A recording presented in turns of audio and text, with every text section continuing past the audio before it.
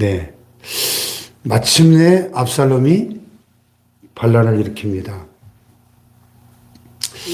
자, 다윗같이 그 훌륭하고 위대한 하나님의 사람 밑에서 어떻게 이 압살롬 같은 아들이 나왔을까? 참 미스테리하죠.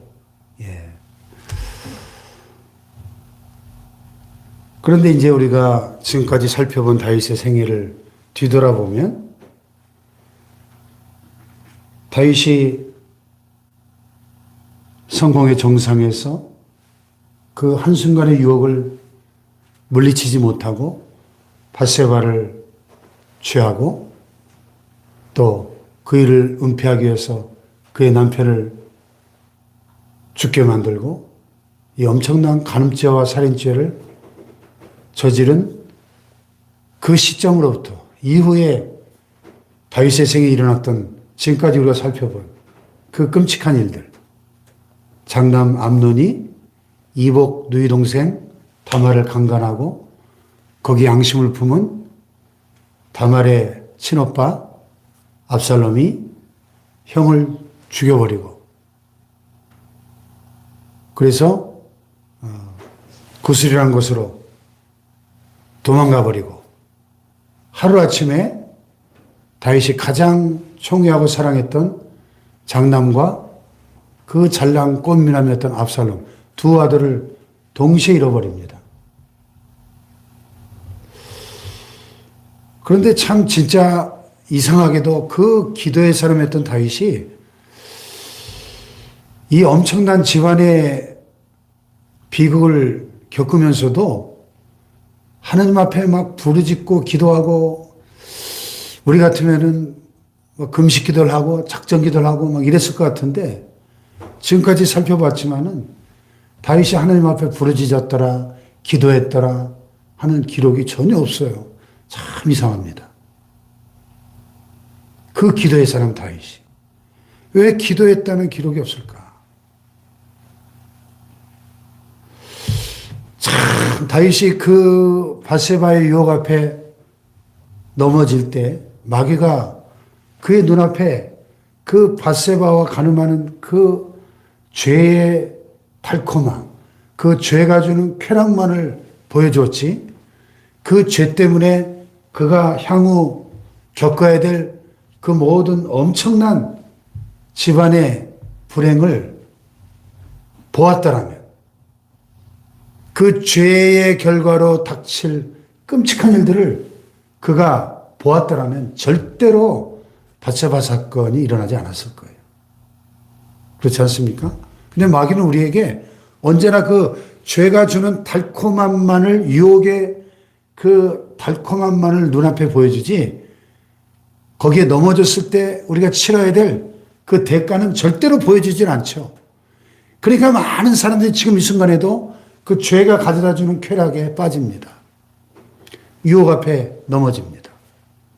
우리는 이 죄의 유혹이 우리에게 주는 달콤함 뿐만 아니라 그것이 가져다 줄 엄청난 죄값을 그 쓰라린 고통과 불행을 우리는 동시에 볼 수 있기를 축복합니다. 그래서 히브리서에 있는 말씀처럼 너희가 죄와 싸우되 아직 피 흘리기까지는 대항하지 아니하고 이런 말씀이 있어요. 예, 우리의 신앙이 성숙한 단계로 나아가기 위해서는 죄와 싸우되 피 흘리기까지 대항하며 싸워야 한다는 거예요. 아멘. 이것이 다윗의 생애가 우리에게 주는 중요한 교훈입니다. 그 위대한 하나님의 사람 다윗이 넘어졌을 때 그 죄값으로 인해서 얼마나 엄청난 대가를 치렀는가를 우리는 다윗의 실패에서 교훈을 얻어야 한다는 것입니다. 아멘. 자, 그래서 이 압살롬이 형을 죽인 그 잘못 때문에 3년 동안 그 술에 도망갔다가 요압의 계책으로 다시 예루살렘으로 돌아오긴 했지만은 또 2년 동안 다윗이 압살롬의 얼굴을 보질 않아요. 그러니까 훈육 없는 무시는 원한을 품게 합니다. 이 압살롬이 자기가 저지른 죄는 생각지 못하고 아버지가 나를 이렇게 무시하네. 아버지가 나를 왕자 취급 안 해주네. 이 원한과 분노가 막 싹틉니다. 그래가지고 이제 어제 본문 15장 1절로 12절에 보면은 그가 아버지에게 제가 헤브론에 가 있겠습니다. 다윗에게 제가 전에 그술에 피신해 있을 때 하나님께 서운한 일이 있는데 내가 헤브론으로 가서 그 하나님께 했던 그 서원을 갚겠습니다. 이런 거짓말을 해요. 여기 15장 8절에 보면 여호와께서 반드시 나를 예루살렘으로 들어가게 하시는 내가 여호와를 섬기리이다 하였나이다. 왕이 평안히 가라 하면서 헤브론으로 가도록 허락을 해줍니다. 자, 그런데 그 전에 무슨 일이 있었냐면 이 압살롬이 15장 1절에 보면 자기를 위하여 병거와 말들을 준비하고 호위병 50명을 그 앞에 세웠다. 왜 이런 일을 했을까요? 이 압살롬이 아버지 다윗 왕으로부터 인정받는 왕자가 되었다는 것을 사람들에게 과시하기 위해서 이런 호위무사들을 앞세우고 병거와 말들을 이렇게 자기를 에스코트하도록 그가 가는 곳마다 그 왕자로서의 위엄을 사람들에게 과시하려고 그렇게 한 거죠. 그러니까 사람들은 압살롬이 저지른 죄는 이제 점점 세월이 많이 흘렀으니까 희미해지고 이 압살롬이 워낙 인물이 출중하고 그 왕자로서의 위풍이 당당하니까 사람들이 압살롬을 좋아하기 시작합니다. 뿐만 아니라 그가 아침에 일찍 일어나서 성문 곁에 길 곁에 서가지고 2절에 보면 아버지에게 재판을 받으러 오는 백성들을 하나하나 가로막고 자기가 다 그 송사를 해결해 줍니다.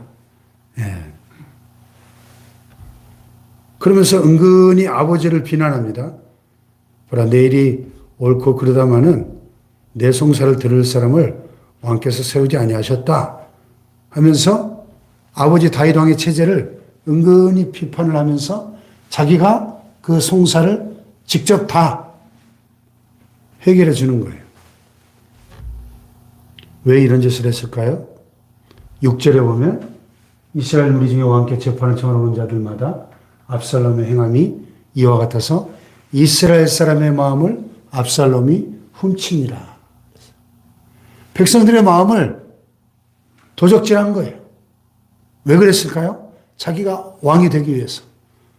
아버지의 왕위를 찬탈하고 자기가 왕이 되려고 백성들의 마음을 하나씩 하나씩 이렇게 훔친 거예요. 그렇게 몇 년이 흘렀느냐? 자그마치 4년이 흘렀어요. 4년. 그렇게 4년 동안 백성들의 마음을 도적질한 다음에 헤브론으로 가게 해달라고 부탁을 한 거예요. 왜 헤브론으로 갔을까요? 헤브론은 다윗이 처음으로 30세에 유다 지파의 왕이 된 곳입니다. 다윗의 정치적 고향이에요. 그곳으로 가서 자기가 이제 예루살렘에 이제 아버지 왕이 있으니까 반란을 일으키기가 쉽지 않으니까 거리가 있는 헤브론으로 가서 거기서 반란을 일으키는 거예요. 그래서 압살롬이 정탐을 이스라엘 12지파 가운데 전령을 보내가지고 너희는 나팔소리를 듣거든 곧 말하기를 압살롬이 헤브론에서 왕이 되었다고 선포하게 합니다. 그때 200명이 압살롬과 함께 예루살렘에서부터 헤브론으로 내려갔다. 그들은 압살롬이 꾸민 그 그 반역의 음모를 알지 못한 채 그냥 따라간 거예요. 압살롬이 헤브론으로 가니까. 그래서 12절에 보면 제사 드릴 때 압살롬이 사람을 보내 다윗의 모사 길롯 사람 아히도벨을 그의 성읍 길롯에서 청하여 온지라 반역하는 일이 커가매 압살롬에게로 돌아온 백성이 많아졌다.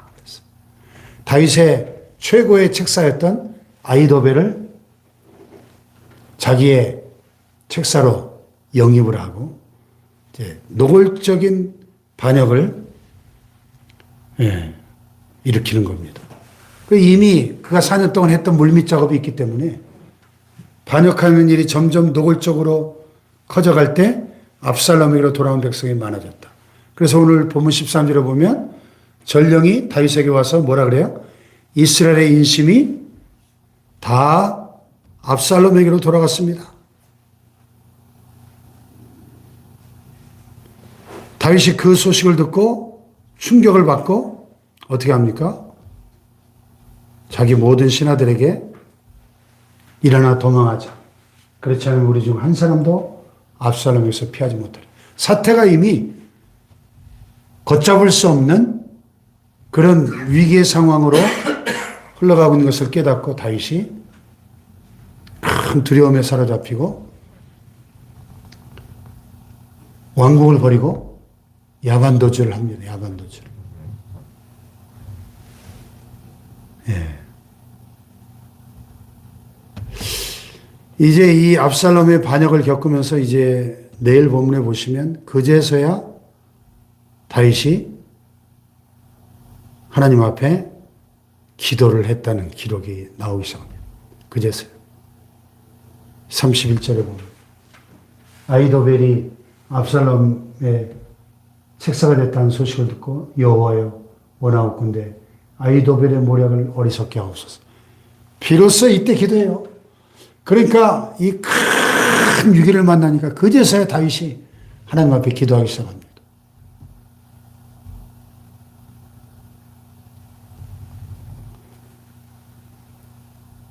등 따시고 배부를 때 사람들이 기도하지 않거든요.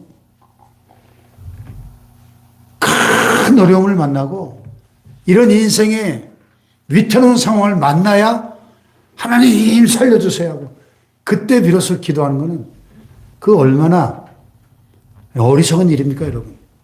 기도는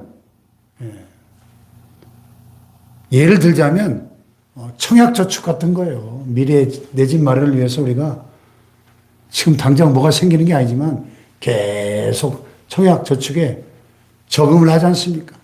미래를 위해서. 우리가 평소에 등 따스고 배부르고 평안할 때 이 기도에 저축을 많이 해 놓아야 위기가 닥쳤을 때 그것을 헤쳐나갈 저력이 있는 것입니다. 기도에 힘을 쌓아 놔야 돼요. 저축을 해야죠. 아멘. 예. 사람들이 평안하면 기도 안 하거든요. 다윗의 실패에서 우리는 교훈을 얻습니다. 왜 다윗이 그 자식들 사이에 끔찍한 일들이 그렇게 많이 벌어지는데 그렇게 오랫동안 그가 그 중요한 자식 문제를 놓고 기도했다는 기록이 없을까? 정말 안타까워요. 그러니까 암논이 이복누의 동생을 성폭행했을 때 엄하게 꾸짖고 징벌을 했으면 압살롬이 원한을 품고 암논을 죽이지 않았을 거예요. 근데 그걸 이상하게 그냥 아무런 조치를 취하지 않고 방관합니다. 그러니까 압살롬이 원한을 품고 암논을 죽여버립니다. 그리고 도망가 버립니다.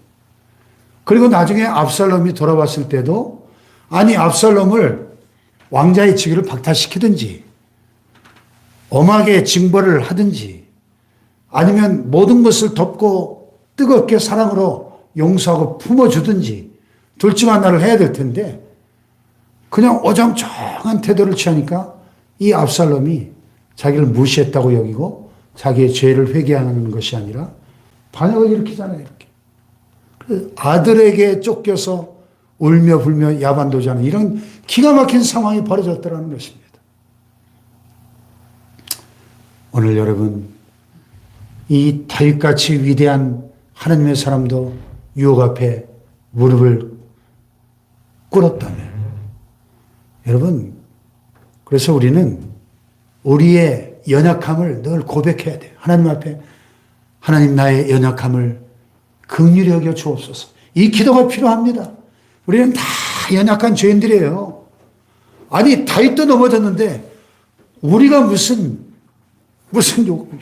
용 빼는 재주가 있겠어요. 우리도 다 언제든지 유혹 앞에 넘어질 가능성을 다 가지고 있는 사람들이라는 것을 깨닫고 자신을 과신하면 안 돼요.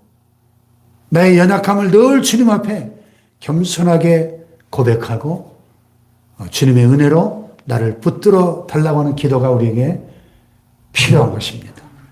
할렐루야. 평안할 때 기도에 저축을 많이 해서 인생의 위기가 닥쳐왔을 때 그 기도에 비축된 힘으로 위기를 돌파하고 승리하는 하나님의 사람들 되시기를 주님의 이름으로 축복합니다.